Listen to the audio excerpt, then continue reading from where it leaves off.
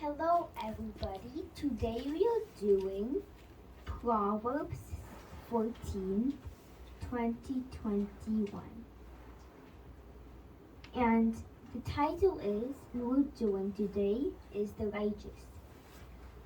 So what I think is that the house is evil and the foolish is Satan. And you want to destroy us. Does anyone have any questions? Yes, what is the verse? The verse is, the wise woman builds her house, but the foolish pulls it down with her hands. So what were you saying, ma'am, about the house? The house is like you. Satan wants to destroy that house. So that's what I think is that the house is. Does anyone have any else? Yes? I have a thought. Can the wise person be God or Jesus? Yes, that's a good explanation. And like the house is your wisdom and the foolish wants to make it less.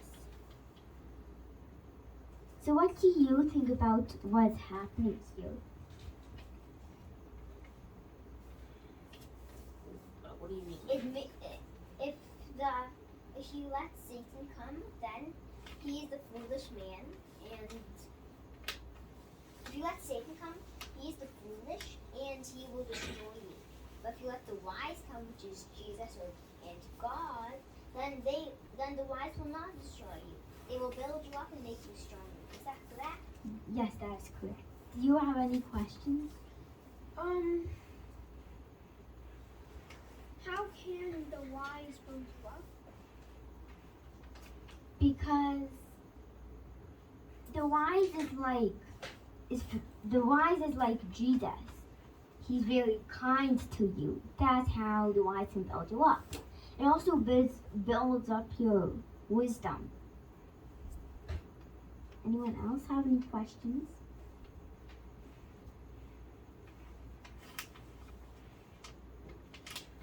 Anyone else?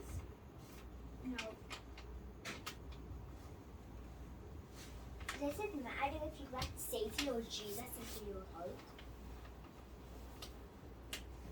Yes, it does matter. So if you let Satan into your heart, it's like letting the foolish person come over. And if you let Jesus into your heart, it's like getting the wise wife. That is a very good explanation. Thank you. What is the next verse, ma'am? The next verse is, he who walks in the uprightness fears the Lord, but he who perverse in his ways despises him. Does anyone know what despise means?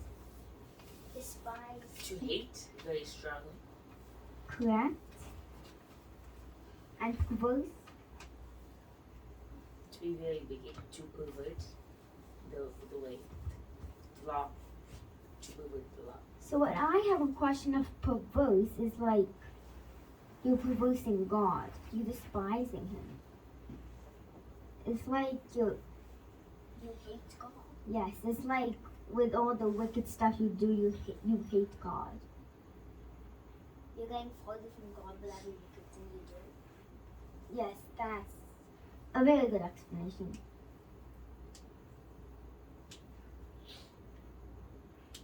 The next verse is, in the mouth of the fool is the rod of pride, but the lips of the wise will preserve them. Does anyone know what a rod of pride is? I don't know what a lot of pride means. I think it just means That there's there's a lot of pride in the fool.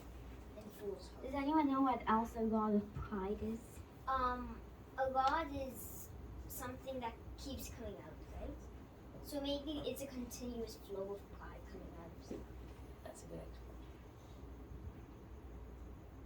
So, when you do, like, good stuff, like praising the Lord, all those good stuff, what I think is that your pride decreases. Because you're becoming humble before God. As you become humble before God, and it's the fear of the Lord.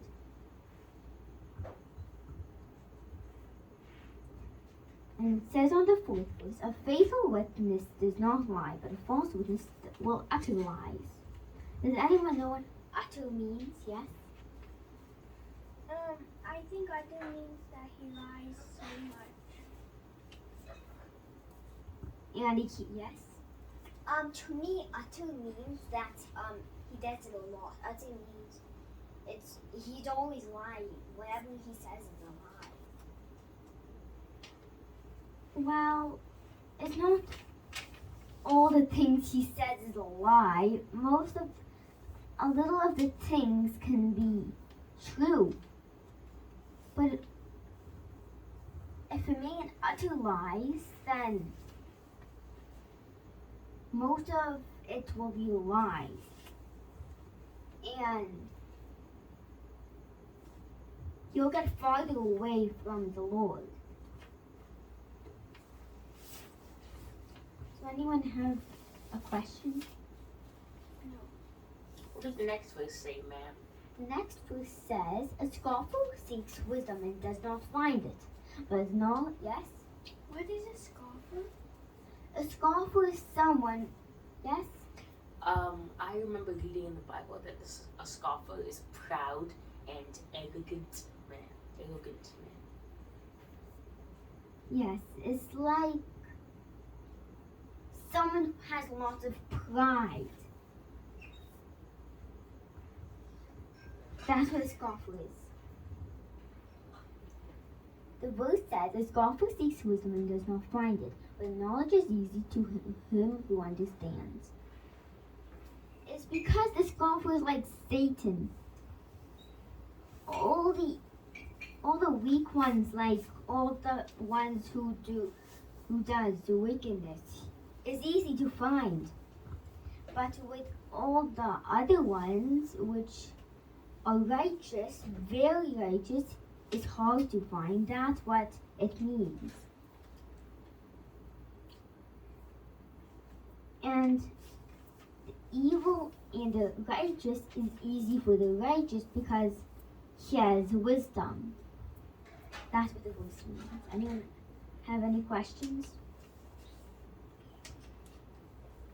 No. Do you have? No. The next verse says, go from the presence of a foolish man when you do not receive from him the lips of knowledge. Does anyone know what the lips of knowledge means? Yes? Maybe it is just when you not receive lips of knowledge, just meaning he cannot speak of wise of things. He doesn't know anything. He doesn't speak anything with knowledge. To me, it's like that the lips of knowledge is that you speak knowledge. Yes. So when you don't have lips of knowledge, that means that's what I was saying, man. Anyone else have a question about the lips of knowledge? Do you have the lips of knowledge when you read the Bible? Yes, it's kind of like that, but you get more wisdom from the Bible. That's what the lips of knowledge means when you read the Bible. Do you have any questions?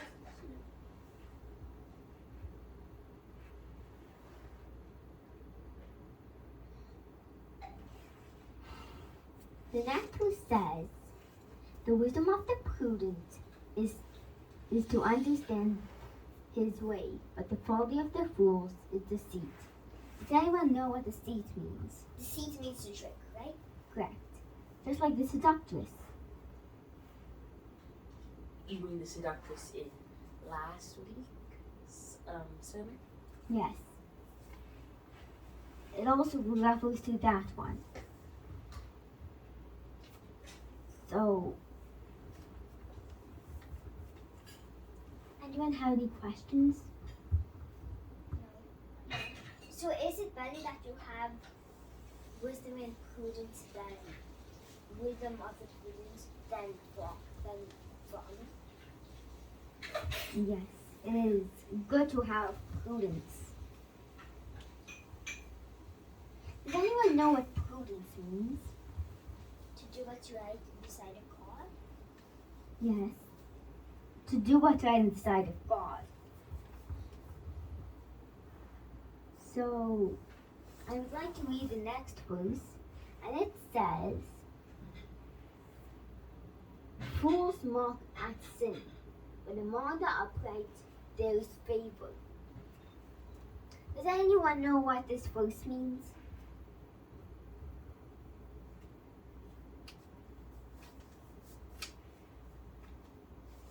Yes? I think it means that fools mock at the sin of others.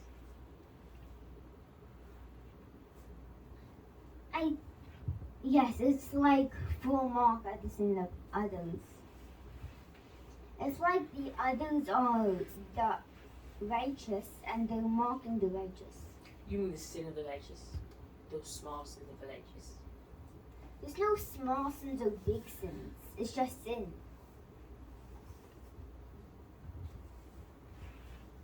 It's because they have sin.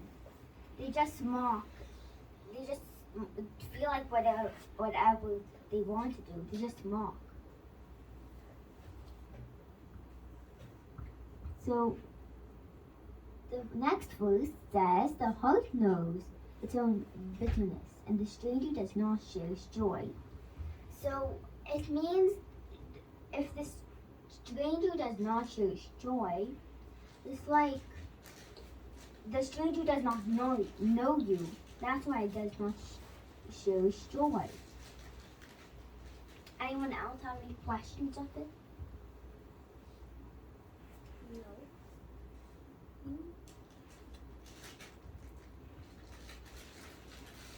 The next one says, the house of the wicked will be overthrown, but the tent of the upright will flourish. Does anyone know what flourish means? To have lots. Yes? I think flourish means to have plenty. I think so. What you're talking is correct. Does anyone else have any questions of the flourish? No. Flourish is to live and strive to, well, not to strive, I'm sorry, but just live very plentifully. Flourish like foliage. Yes.